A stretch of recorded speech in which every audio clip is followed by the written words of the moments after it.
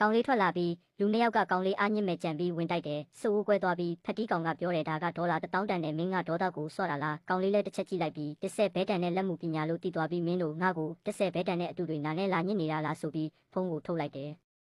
ထိုချိန်ဖက်တီးဆရာရောက်လာပြီးသူဝေထားသူကစကားပြောသိမ့်မတက်ဘူးငါတို့မျိုးထဲဝင်မလို့ပန်းအိုးကွဲသွားတာစိတ်မကောင်းစရာပဲပြောတယ်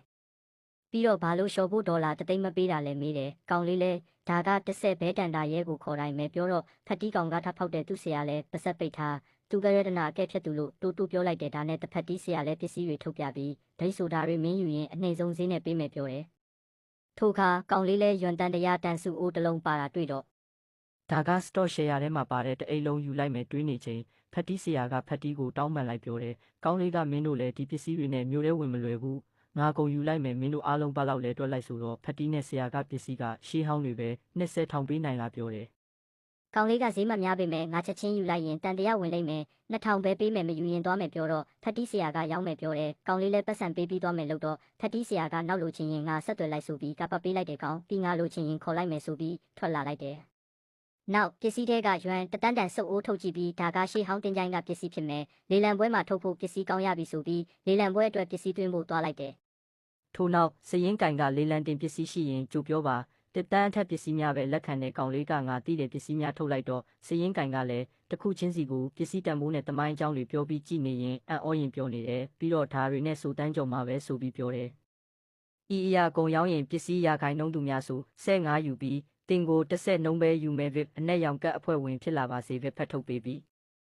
ယခုကဗစ်အနက်ရောင်ကတ်3ဦးသာရှိတယ်ကောင်လေးလဲကြတော့ကလေးလန်အုပ်ချုပ်သူနဲ့ဗစ်အနက်ရောင်ကတ်အရာရှိဖြစ်ချင်တယ်ပြောတယ်ဒီထက်မကတဲ့ပစ္စည်းစတင်သွင်းရင်ဖြစ်လာနိုင်တယ်ကောင်လေးကငါအစွမ်းကိုကောင်းကောင်းအသုံးချပြီးရမယ်တွေးနေပြီးနောက်ထပ်ညစ်ထားတဲ့ပစ္စည်းထပ်ထုတ်ပေးလိုက်တယ်